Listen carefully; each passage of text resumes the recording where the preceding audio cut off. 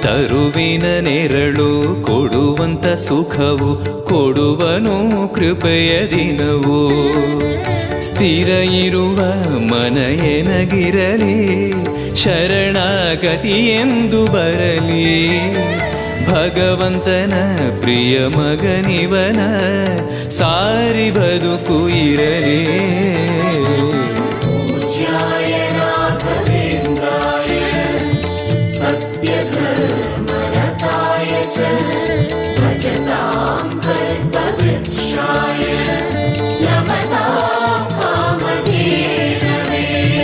ಆಲಯವೆಂದರೆ ಮಂತ್ರಾಲಯವೇ, ಬೇರೆ ನಾ ಅರಿಯಲಾರೆ.